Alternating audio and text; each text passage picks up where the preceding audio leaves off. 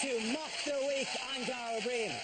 The news this week. East Anglia is being rocked by a bird flu outbreak. Some of the poultry workers are so concerned about it that they've stopped having sex with the turkeys.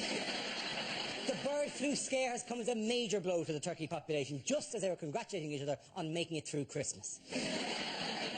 In a disaster on this scale, it's all too easy to overlook the forgotten victims, the cranberry sauce manufacturers. There are plans to make the school curriculum more appealing to teenagers by introducing lessons with greater relevance. So, computer games will be followed by happy slapping and double drugs.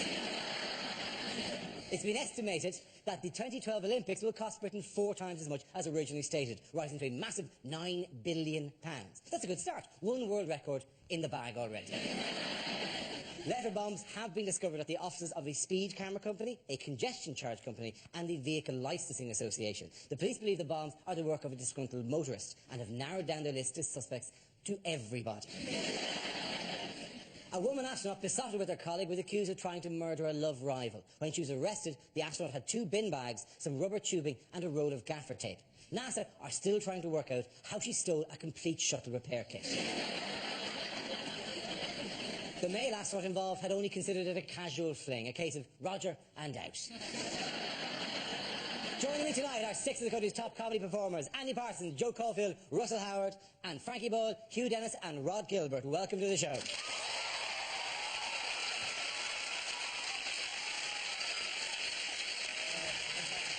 Okay.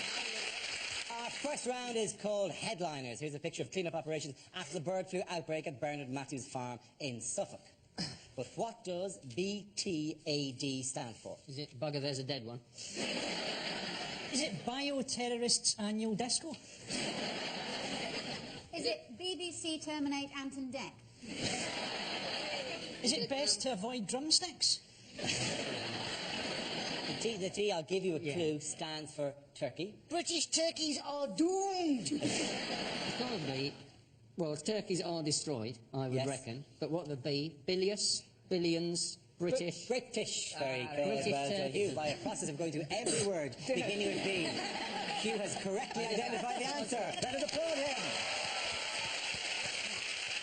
The answer I was looking for was British turkeys are destroyed and refers to the arrival of the deadly H5N1 strain of avian flu in this country. Exclusion zones have been set up and a cull of 159,000 birds carried out. Is it enough? I wonder, ladies and gentlemen. The BBC sent us a note not to scaremonger in any way. It's out there! It's out there, for God's sake! Oh, it's like handguns and shotgun cartridges. What the hell are you doing watching this, for Christ's sake? What's you going to be doing right now? We should start. Is that something wrong, Claire? We don't need to panic, do we? We don't need to panic. Apparently, if you eat turkey, you should be absolutely fine. The only way you can catch it is if you dry out the carcass and sniff it. That's essentially it, If you're into that sort of weird shit, you deserve exactly what's coming to you. That's true. This is in Suffolk. That might well kick off. I mean, you're talking about the one place in the world where bird flu could actually raise life expectancy levels as the locals finally stop marrying seagulls. Yeah, the interesting thing about it is that they are battery turkeys. They're battery turkeys. They're treated very, very cruelly. But of the infected ones, the Duracell ones live slightly longer. And they've banned pigeon racing on the back of this as well. They've banned also, if panic and banned pigeon, and that's going to force it underground, surely. It's tremendously cruel, the conditions they keep these turkeys in, isn't it? It would actually be more humane if they let them live in a bargain bucket.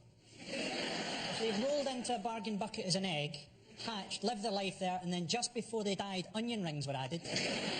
OK, I will say that we are obliged not to scaremonger here. Unlike the papers, which went bananas, the Mirror said, "We may die, save us." And the news world ran with, "Human bird flu is here." Just for clarification, human bird flu isn't here. Right? And people in the news world going bananas. There's no such thing. The disease doesn't For years now, we've been told you've got to have, free-range chicken. It's going to completely change that. You don't want a chicken that's free-range. You want a chicken that has been locked up for a long... this isn't an ordinary chicken. This is a chicken which has been raised friendless in solitary confinement. The actual first one of H5N1 in this country was actually a swan, wasn't it? It was a swan, and yes. it arrived in Scotland, and they said, oh, well, it's probably come over from France. Nothing to do with us, that's it. Blame those foreigners. Mad cow disease, oh, yeah. Sod all to do with us. Probably some German cow came across on a lilo across the North Sea. Birds have got an easy deal. Birds have got an easy deal here. They're just getting flu. I mean, cats can get AIDS. That would have made Top Cat a very different show. My food's falling out to sea. Officer Dibble, I've got AIDS. Hang on a minute. Whoa! Can cats get AIDS? It's called FAIDS. No, it's called feline AIDS. Who's how they get AIDS? It's called like feeder or FAID. Thank God you don't work for the National Health Phone. I don't know, something. See you later, bye. I gotta go. Yeah, I'm playing Pro Evo on the PlayStation. See ya. Quick question, sir. Bernard Matthews and his farm has been in the news before. Do you remember the stories that were in the news for? Twizzlers. It was Twizzlers was one thing, yes. Jamie Oliver slagged off Twizzlers. And they invent turkey Twizzlers. What else? Do you remember? Oh, they played baseball with Turkey. Oh, yeah, They played turkey baseball. baseball with turkey. Yeah. Which is bad for a turkey's self-image. It's not a sport that suits them. Exactly. They can't hold the bat. They can't field. If they'd mix the teams up even, like half human, half turkey, then you Do get you a think bit... they got confused between the words base and based? To be honest, with the turkeys, I think they got confused between the word baseball and piñata. Is how they got confused. What's pinata? Piñata is when you pump the shit out of a donkey on a road. It's a Mexican It's an Irish thing. It's not an Irish thing, no. It couldn't be less of an Irish thing, piñata. What? Hello, welcome to Ireland. It's a pleasure to have you here at the Shaughnessy Farm. Clara, that's cheeky.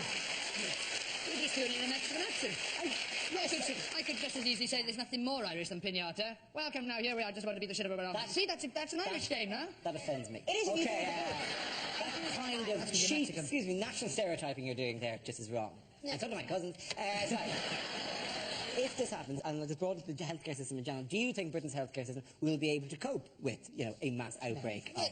Almost certainly not. Basically, we struggle with everything, haven't we? Everything we've ever had. You may have heard now that they've got this new worry about mad sheep disease as a follow-on from mad cow disease. The government have been doing research on sheep's brains for 5 years. Turned out recently that, in fact, they've been doing the research on cows' brains by mistake, and the research was worth jack shit. You'd have thought they might have spotted this, Oh, have you got the sheep's brain? Yes.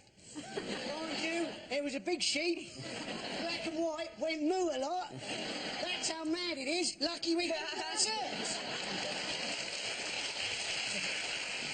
Who's going to step in and save the health service then? Richard Branson. Yes, that's it. With Virgin Surgeries. He's moving into health on the basis that if you run a coach and a train company, you're going to understand waiting lists. Yes. How can you trust anything that Richard Branson does? What sort of arsehole tries to fly around the world in a balloon when he owns a bloody airline? Also, it's going to be exactly like Virgin Trains. They'll go, oh, you can't see the doctor, but we do have a replacement coach driver if you'd like to speak to him. He's got a thing now where people can pay $1 million to travel into space with him. I'd pay $3,000 just not to be stuck in a lift with the arse. He's also got, I don't think it's with him, it's with his company. No, he's going up as well. On every flight. Yeah. Stephen Hawking's going to be has agreed to be on it, or maybe Branson just turned his volume down. You want to go, don't you? Oh yes.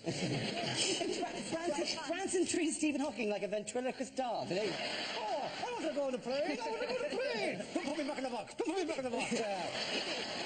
It's amazing, isn't it, what they can do with medicine these days? It's like that woman last week who gave birth to she was 67 years old. And you're thinking you don't really want to be a kid there struggling to walk, finding out that your parents are in exactly the same condition. It's not going to be a struggle pushing it out at 67, though, isn't it? That baby's going to have spent the last 3 months bungee jumping. At the end of that round, ladies and gentlemen, the winners are Frankie, Hugh and Rod. Now we play a round called Wheel of News 2, Wheel Harder. This game involves Rod, Andy, Frankie and Joe. So you can make your way to the performance area, please. It's a stand-up challenge. Our random news generator contains a bank of topics. We spin the wheel, a topic will come up, and they'll have to step forward and make jokes about it. And the winning team will be the one with the best material. Okay, the first topic, let's spin the wheel. First topic is climate change. Who wants to step forward on that? I'll sort out climate change. Rod. I'll sort out climate change, Dara. Is that climate change? That was Lake District about a week ago. People are going on about climate change as if it's the end of the world. I'm Welsh. Bring it on. I couldn't give a... That's what I want.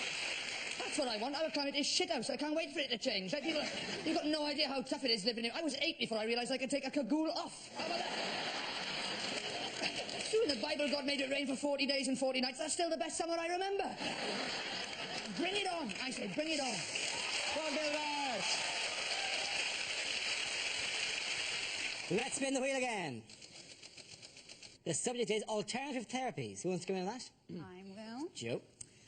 There's been a survey published about alternative therapies, basically put together by a lot of mad people pretending to be doctors. And they've come up with things that were healthy choices for us. Like next week on Valentine's Day, instead of chocolates, they've suggested that you should buy a gift voucher for a colonic irrigation treatment. Because nothing says, I love you like a hose up your backside. Ladies and gentlemen, Joe Caulfield. Which leaves us with Andy and Frankie. The next topic is... it's terrorism.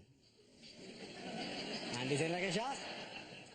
Now, Tony Blair has once again tried to justify improving our nuclear weapons because he says one of the reasons is he's worried terrorists such as Osama bin Laden might get hold of them. Now, once again, I think this is scaremongering. We know Osama bin Laden hasn't got a nuclear weapon because we haven't seen it on his videos. We know he's got a rifle and a donkey. I don't think we've got to worry until he's ditched the rifle and we see his donkey strapped with a cruise missile. Well done, Andy Parson. Let's see what Frankie's been left with. That's crime. Crime looking a lot like bird flu there, but... yeah, they're going to bring in super Asbos. Now, I mean, Asbos already sounds too cool. Teenagers see it as a badge of honour. They should call them gaybos or bender badges.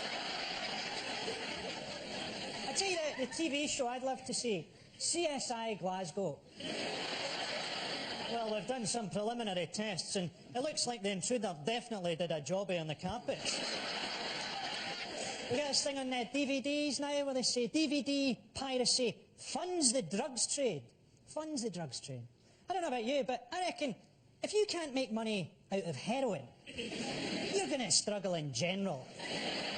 Oh, the problem with this crack cocaine is people can just take it or leave it. Thank God we're still selling the Harry Potters.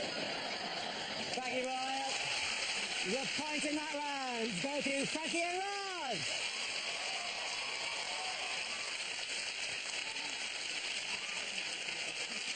We now play a round called Royal Commentary. We'll play in a recent piece of footage featuring the royal family and ask you to provide a commentary. This week, the Queen entertains a foreign visitor. Well, there she is, Royal Majesty, Queen Elizabeth II, wearing white gloves as normal. People ask us why. Well, it's quite obvious, because later this evening, she's refereeing the Embassy Snooker. Well, why are they here? Well, they're here for this, the world's largest musical chairs competition. 353 chairs, 354 contestants. The table, of course, from IKEA, normally seats 12. It's in the catalogue as the Blomqvist. Oh, Jack Chirac is absolutely up for this competition. He loves it. And so is the Queen, but she's putting her glasses on. She's not letting the cheating French bastard get away with anything. The music provided by the Grenadier Guards with their version of Smack My Bitch Up. Well, the Queen now rising to the reading of the rules. The French will go clockwise, she says. The British will go anti-clockwise. It's very confusing, much as it was at Verdun.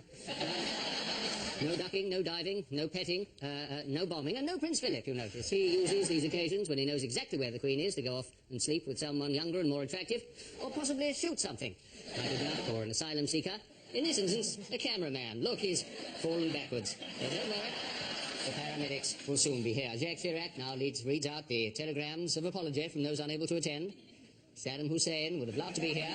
Unfortunately, he fell through. And President Ahmadinejad, Desmond Tutu, and H from Steps can no longer be with us. This is quite boring. So much so that the man immediately below Jacques Chirac is having to burn his own face in order to stay awake.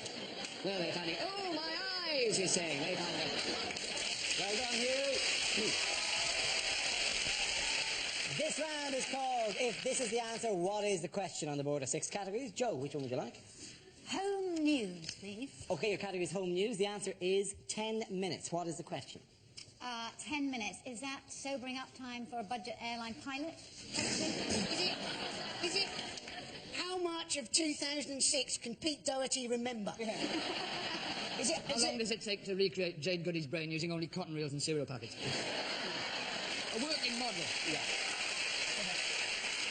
What is the life expectancy of an Iraqi greengrocer? What's the maximum length of time a man can tread water once he's been handed a hippo? No, What kind of, like, you know, swimming lessons were you brought to? Yeah, you're doing good, you're doing very good. Now bring in the hippo, bring in the hippo. Is it something to do with education? Is it what do most kids think quarter of an hour is? It is something to do vaguely with education. Oh, it's how long are new lessons going to be? How long are some new lessons? Yeah, Mandarin specifically. Yes, it is. Absolutely. Very well done, Russell Howard. Very good. Yeah. The question I was looking for is how long might some lessons now last under proposed secondary school reforms? These are the radical proposals from the Qualifications and Curriculum Authority to combat pupil disaffection by revolutionising school timetables and teaching methods. Does anyone really care about pupil disaffection? Well, is there any generation that didn't have school like this? Do you know, at school, I mean, working towards excellence does depend on the pupils, but we had a bloke at my school who, when they marked A-levels, he used to get A, B, C, D, E, O, F. Those were the grades, right?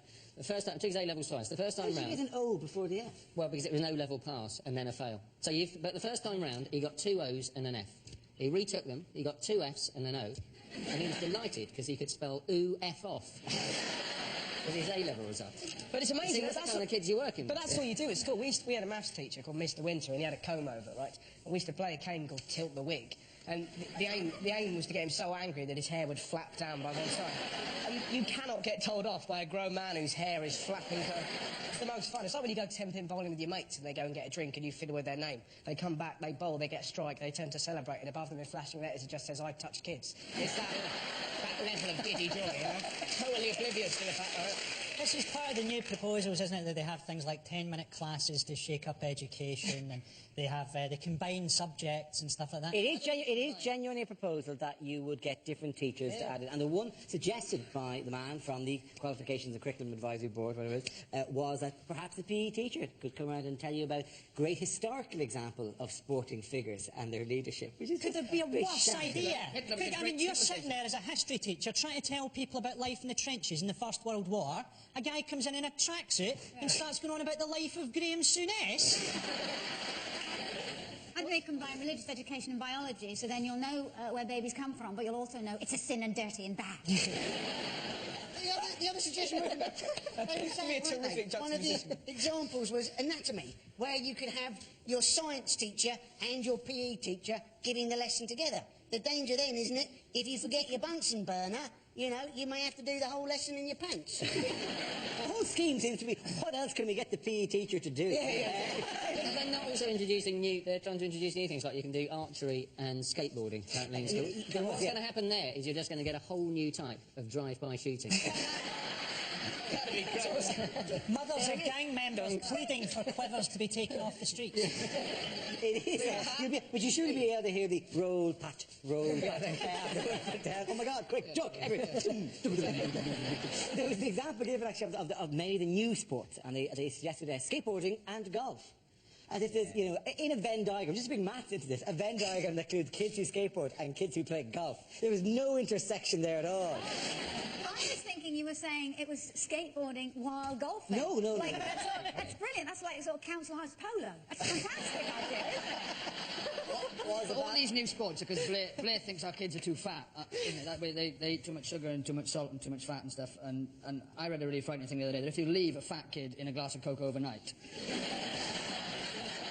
You can finish that one off yourself. Well, their proposal for fat kids at school is that they give them dance lessons. They're not going to have the concentration for that, are they? Everybody do the mashed potato. Ooh, mashed potato! The thing is, if they're saying, well, how do we get children to learn? Make them. Yes. Make them learn. Combine algebra with a beating. I love the new subject. It's just designed to make parents feel even more stupid, isn't it? Oh, yeah, it's like, great. You know, can you help me with my Mandarin homework? Oh, yes, dear. It's like a small orange, a bit like a satsuma. People are saying, oh, well, it's stupid. You know, what's the point of any of our kids learning Arabic? But it could be quite useful, couldn't it? For instance, if you were sat on the tube and 2 people in front of you were speaking Arabic, it would make you a little more relaxed about what they had in their bag. Or not. It'd be good if it was Arabic phrases that you could really use when you're travelling in the Middle East. That's a very sharp sword. Why are you videotaping this? Where's the nearest marketplace? Good, I'll head in the opposite direction. Basically, these education proposals, you know, they've been upsetting teachers. And you don't want to upset a teacher, do you? Very easy to upset a teacher. All you've got to do to upset a teacher is go, "Oh, you've got long holidays." They don't like that, do they? And then, if you continue with that with, "Oh, and you finish at 3:30. Oh, they're livid, aren't they? Oh, I've got me marking. And primary school teachers, they don't like it. If you go to a primary school teacher, and how old are they? You teach 7-year-olds. That's all right, you don't have to know anything, do you? If you can tie your own shoelaces, I think you're a genius. Primary teaching isn't a job. What, you're teaching little kids to do paintings out of seashells and glitter? That's what they'd have done if you weren't even in the room. They've been teaching 6-year-olds philosophy in Scotland, haven't they? Did you see this? Yes, there is a borough in Scotland that has pushed Socratic dialogue, all the major philosophical questions on the curriculum for primary school children. You don't want to be, when you're like 6, you want to just be farting under your arm, you know, blowing bubbles in milkshake, just going, ah. Do you want to do a potato print? I might not even exist. At the end of that ride, the points go to Russell Joe and Andy. Now we come to our final quickfire round called Scenes We'd Like to See. This is for everyone, so if you can make your way to the performance area, please. I'll call out ideas for scenarios we'd love to see. The performers come in with their suggestions. The first subject is unlikely things to hear on Comic Relief. And we'd just like to thank the donation of 160,000 turkeys from Mr. B. Matthews. Remember, tonight isn't all about comedy. Here's Ben Elton.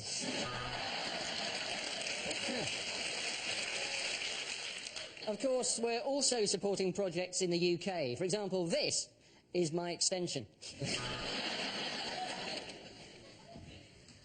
My name's Ade. I'm 7 years old, and I have to walk 5 miles every day to get fresh water. So I really don't have time to play footballs with fat celebrities. Fuck off and give me the money.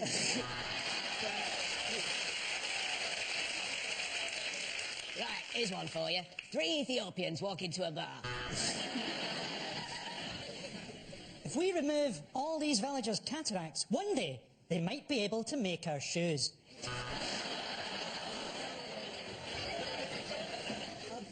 Yeah, I don't believe it either. Some of those kids are fatter than I am.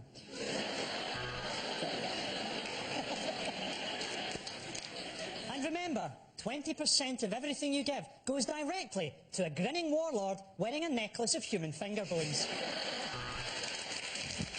This village had 1 goat until I ate it. Later, Dawn French will be climbing into a bath of beans. Not for charity, it's for supper. We're from the Maasai tribe. When are we going to get that money for that ident we did? Okay, the next topic is the worst thing your new neighbour could say. What day do the bins go out round here? My wife's body's starting to stink. Well, looks like we got ourselves a fresh one. I hope my turkeys won't be keeping you awake.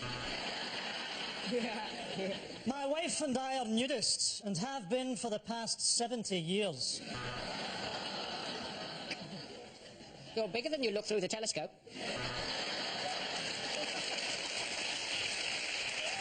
Welcome to the street, or as we like to call it, the cul-de-sac of Christ. Do you like the music?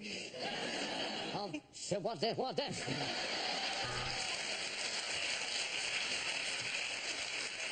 I can see you when you sleep. Yes, that's right. The wife breeds Rottweilers, the children in a brass band, and I'm a paedophile. It's simple. Your dog and I are in love.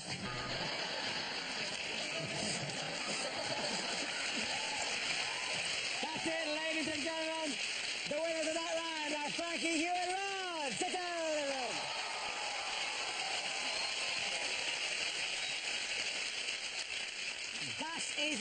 show, ladies and gentlemen. This week's winners are Andy Parsons, Joe Caulfield and Russell Howard.